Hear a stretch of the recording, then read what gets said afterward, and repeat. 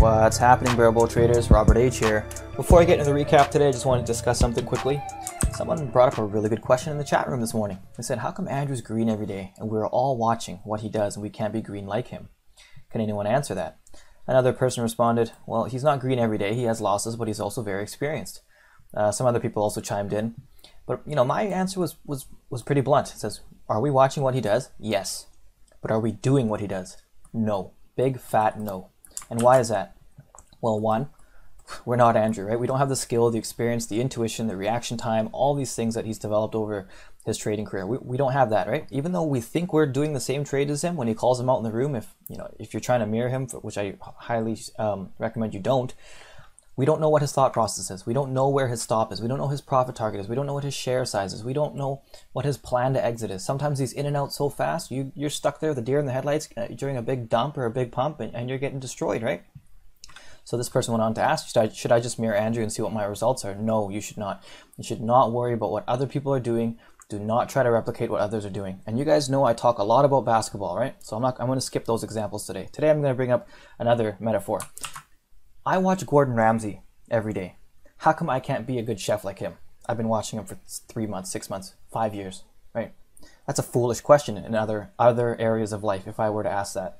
Well, one, Gordon Ramsay is talented. He has some sort of natural ability to be a good chef. But two, the experience and the skill and the judgment, the intuition that he has, I'm never going to be able to replicate that, right? Never, ever.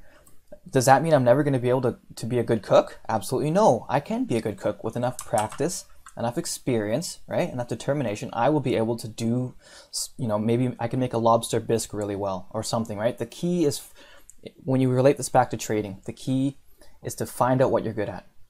Just figure out what strategy works best for you, what makes you feel the most comfortable, how does your reaction time, reaction speed, how does that best fit certain strategies, right? Are you in and out really fast, or you need to be in trades for longer, et cetera, right? I still believe that's the biggest part of the journey. The biggest part of the journey is figuring out what works, and the struggles, the ups and downs and the failures and the trial and error of that part, right?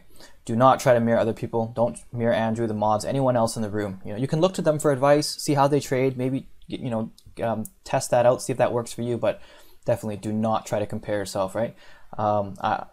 Going back to the Gordon Ramsay example, none of us are ever going to be the next Gordon Ramsay, but we can, with enough practice, we can eventually learn how to cook some dishes, or be just a good cook in general.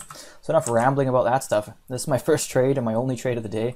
I saw at the open, my watch list was too big. That might have helped me today, actually. The watch list was just too big. So many retailers, they were all selling off, kind of mirroring each other. Target was probably the cleanest one, but everything else was chopped trash.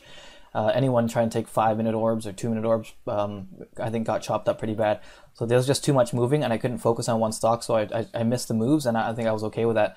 Then I saw CGC, so this thing is super strong yesterday. It ran up. I think I got an upgrade recently, and today it gapped up, sold off at the open, and found support at the previous day close, and then it just bounced right up and just was incredibly strong. Missed that move, unfortunately, but as you can see, it put in a good, strong uptrend here, right? 3 white candles in a row, all these 2-minute candles in a row. Nice white hammer to open, right? And I waited for a pullback, so I always wait for a pullback. I never chase this stuff. And what I saw here, I saw it come down, bounce, and I think a lot of people in the room went long here, right? Or maybe they're trading up the 1-minute chart, but whatever. I think Andrew took it here, and he just took a quick loss, or small loss, break even, exit, whatever it is.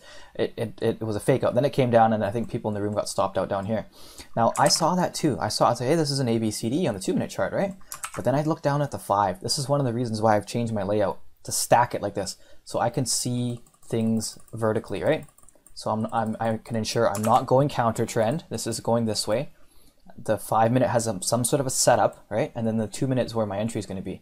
So if I had went long here, this is during this down, this pullback. The pullback's not over yet. I want to make sure the pullback's done. And this was an A1 VWAP, 3 moving averages. The support doesn't get stronger than that, right? For a stock that's really run up like this. So then I just took it long right here. I think Andrew came in roughly the same point I did. I think we got the same entry, and off we went. Scaled out. Got 60 cents on this partial here. 80 cents here. Saved some for this level I had on the daily, and then I was all out. In retrospect, I didn't hold on as long as I should have. I just had so few shares left. But this is one thing I look at. If we're making higher highs and higher lows in on the 15-minute chart, and there's big white bodied candles. This is a trend, right? I consider anything 1.5 candles or 2 candles to be trend, right? It's not going to reverse in the middle of this. Usually you're going to see a failure to make new highs and things like that. This is a pullback, right? It could have been a full-blown reversal, but obviously too strong for that. So I watch the 15, make sure that's in line with the 5-minute setup, and the entry I'm going to get on the 2 is favorable. So that's basically the trade, how I saw it, and pretty clean day for me, one and done. I hope you guys had a good day, and I'll see you in the chat room tomorrow.